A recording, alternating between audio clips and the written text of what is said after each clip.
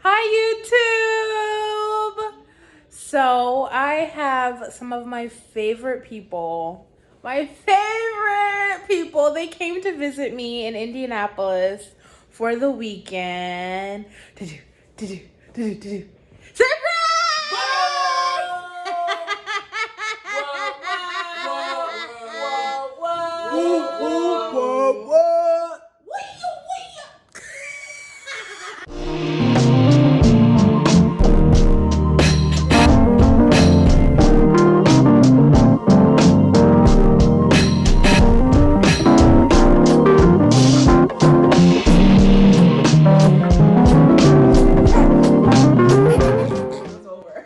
So, hey guys.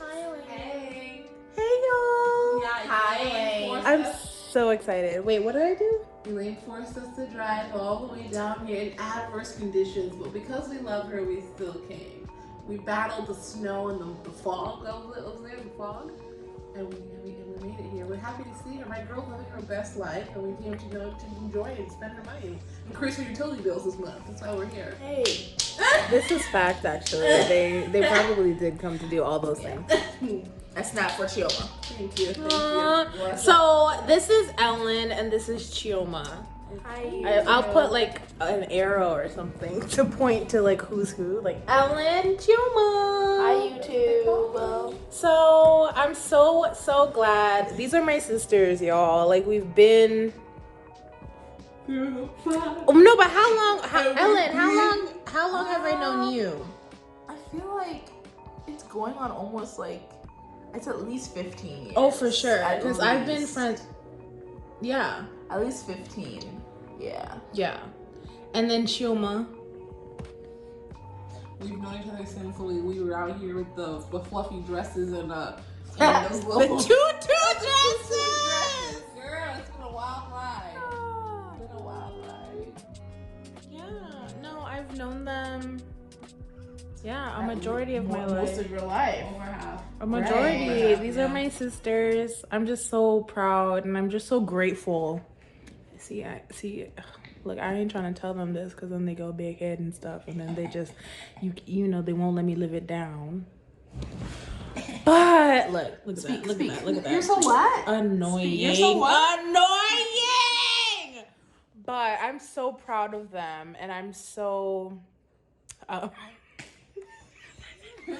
I'm so proud of them, and I'm so like just honored to see how they're flourishing. Like my girl, look, see, my girl Ellen is on a it. whole social worker. Hey, whole master's degree. What a wow! Yeah, you're doing the thing. What a wow! And then Beyonce over here. I mean, you can't talk to me anyhow. Like you can't talk to me anyhow. Like we all have letters after. our Hey, name. letters. Like Brian, that's a whole cow for each letter. Like, Ooh, honestly.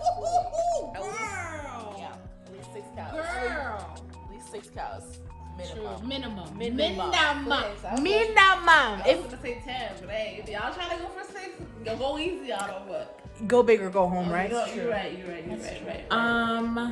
But we independent. We don't need no man, okay? Even if we don't get the cows, we still independent women. We buy our own cows. Okay, I'm not buying a cow. I am not physically purchasing a cow. If that's what you wish to do, go ahead, girl. But my cow will be bought for me. okay. I thought we were on the whole women empowerment. We do it on our own. We don't need no man to get us cows. We got our own cows. You know, my love, how to live it, or whatever Carrie Right. said. My bad. Womp. Okay, got it. Getting our own cows. Yeah. Basically, wait. So, but here's the thing. Ellen, tell the people what you do. I am a behavioral health consultant at a federally qualified clinic. Yes. I am the grant coordinator at the Barron County Health Department. Doing a damn thing. That's Yes, So, how does it? Okay, because you guys are kind of honestly kind of sort of in healthcare, or basically kind of determining what is new in healthcare. Right. So how is it being for you working in, like, because you're in a clinic? It's a clinic, and it's in like it's in Kalamazoo. So yeah, it serves quite a big population. So how has that been for you? Different. It's been eye-opening because I just, like, you know that there's people who can't afford healthcare, and so then their health just rapidly deteriorates. But I've never really seen just how much, and like the things people are having to sacrifice. Like, do I take my meds, or like Put do food I on the table. right like things that just were never the things that I thought about. I'm speaking to people every day who this is their daily life. Yeah, so it's eye-opening and humbling, because like I feel like I can't complain because in comparison I'm blessed for sure. So it's been eye-opening, and it's been great to kind of expand what I knew, because this is a whole new field for me. Right. What about you, Chief? It's definitely been eye-opening. I feel with like public health, we're looking more at like numbers and trying to figure out how we can reduce those numbers. Like, okay, we see how many people had heart disease, or how many people are obese and things. So we're trying to figure out how can we, reduce that and like reduce barriers for people. I think just in my short time, I've found that like we think a lot of stuff we do doesn't matter, and a lot of choices we do doesn't matter. Oh, if I don't vote or I don't pay attention to who's being elected, that doesn't matter. But it actually does, because the people who you're not electing, or people who you're not voting for, or you're not like thinking as you're voting for, they're the ones making the decision for what resources are going to be in the city, who gets those resources, and how that funding is being dispersed. So it's kind of, I mean, like, you can't really be just a lazy citizen. Like, it's your duty to actually take part in the decisions that are being made, because literally every decision affects health. Right. Yeah. Every decision you make affects health. Like, whether you might think it's not, like, are we going to put this new pizza chain here? Like, but to put that pizza chain here, do we remove all the grocery stores for that pizza chain? Now we're going to see obesity rates and different things rising just because of that one choice. So I think, we have to realize that our decisions matter. Right. And not just to us, but society. Right. It's crazy, because like it really is also about access. Like you were saying, like people really are like, do I take my meds or do I buy food for my family? Yeah. Like the amount of times I've had patients that like come in because they couldn't afford their insulin that week or that month. So then their blood sugar is like thousands and whatnot and whatever. All because they couldn't afford it. Right. That's sick. Yeah. That makes me sick to my stomach, because like you can't afford something that'll essentially keep you going. Right. Yeah. And the funny thing about that is sometimes people just tend to look at people like, well, if you weren't eating all that cake, or if you weren't doing all this stuff, if we didn't put that pizza place there, right? Then you wouldn't be just like, oh, why didn't you just go take your meds and not realize that people are really struggling. And a lot of people think that struggle is only for like third world countries, but no, there's a lot of struggle that is happening in this US of A. Like a lot of people are struggling. So you need to be counting your blessings. You're mad that you're paying for your health insurance. Your employer's deducting it from your check, but some people, they wish they could have that so they could go get the stuff that they need. Like, you gotta count all your blessings. Right. Wow. No, it's true. It's definitely true. Like, yeah. It's also been like eye-opening seeing the certain organizations or agencies that are supposed to be put in place to help people have such rigid not expectations, but like rigid requirements before they help out, because I cannot even count how many people I've seen where they're like, I don't know where next month's rent is coming from. I went to a financial organization that helps to give rental assistance, but they wouldn't help me because I didn't have an eviction notice.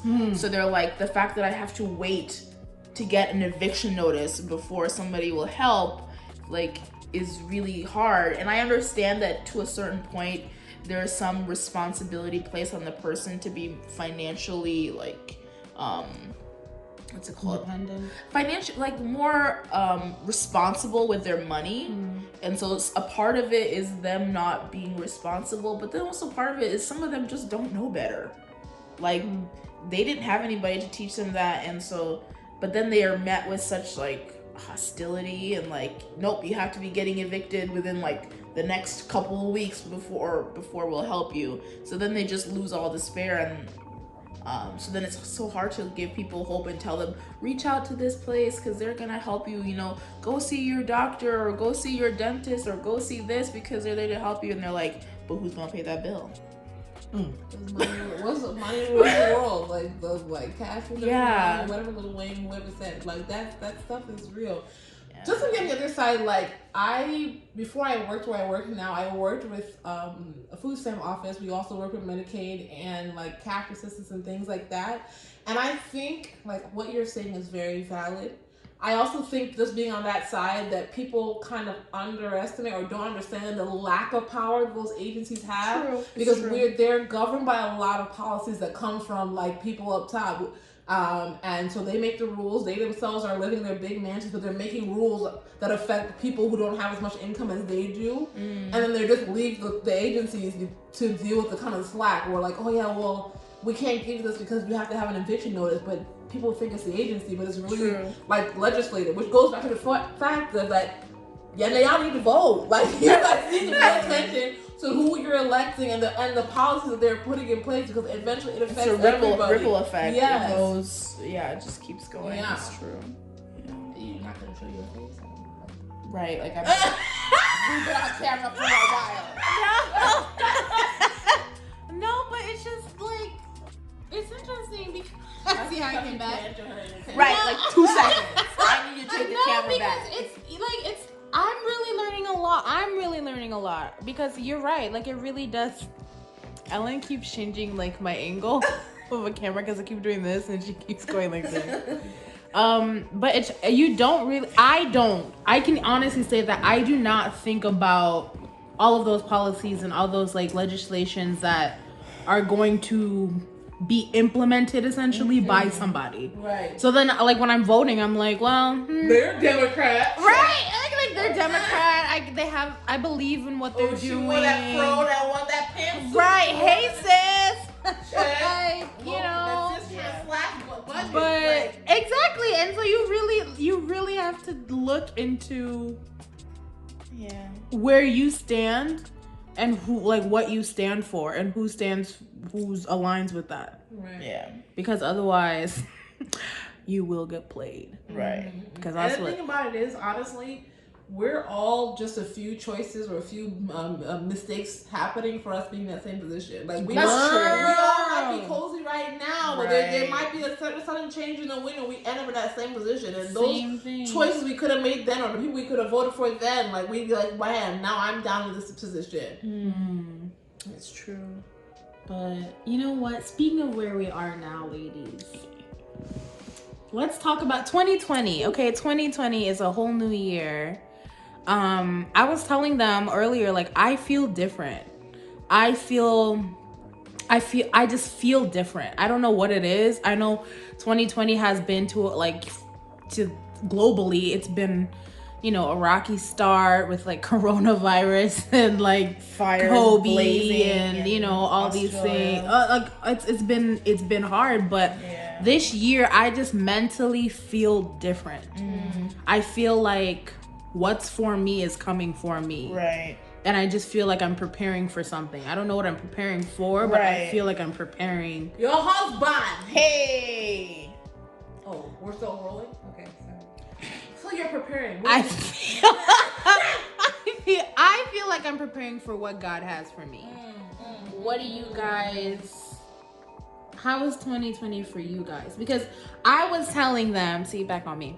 I was telling them how, like, we're in different places than we were last year. Oh, for sure. 2019 kicked my butt. Beat God. my girl! All the way. All the way. Like... Yeah. And now, you know, February 2020, like, we're here. Right. We're here, and I'm loving it already. Like, Right. Yeah.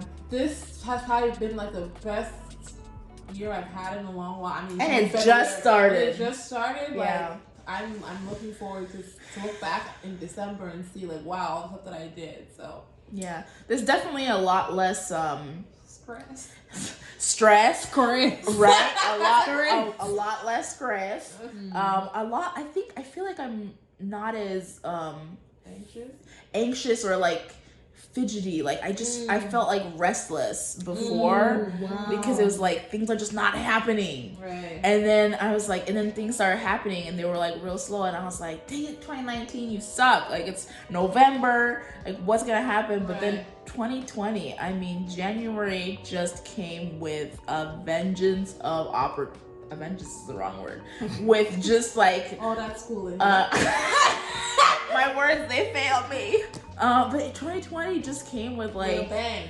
Okay. an abundance of opportunities. Yes. An abundance of opportunities. Right. It's like God was like, okay, I kicked you around 2019, but it was for this reason. Right. And this is the reason. And sit back and let's watch. Like, let's Yeah. try. So, like, yeah, that's And, really like, exciting. For me personally, being surrounded in my work environment with people who have been in this particular field for some of them for decades, and then some of them maybe not as long, but still longer than me, I feel a little bit, I was a little bit nervous going in because I was like, I don't know as much as they know, but it's such a blessing because like I have so much I can learn. Like people who have worked in like almost every field, certified in like some amazing therapeutic modalities that I didn't think I'd have the opportunity to like, you know, even like learn about because it was just too expensive. They have those certifications and like they're willing to educate me.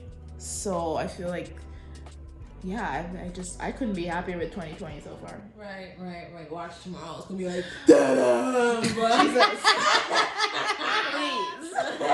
I can't handle it. You saw what 2019 did You to us. saw, Lord Jesus, you No, saw. seriously, 2019, if I had to pick an anthem for 2019, it would Take Me to the King. Because at first, like, truth is I'm tired. Options are few. I'm all church out, hurt and abused. But still, my soul, it pressed on. It didn't want to, but it pressed on. In Jesus' name, we press on. I feel like there's a part of 2019 that in my mind I don't know what happened. Because I was so stressed. I don't know what I actually did because I don't know if that makes sense. Right. Right? Like I don't know. It was just so stressful, you just blocked it out of your mind. Right. And so like looking back, I'm like, I feel like I went from like February to August, and I'm not quite sure what happened in between them. Like I know school was there, but I don't know what happened. So yeah. But we made it, ladies. We made it. Thanks for talking to me.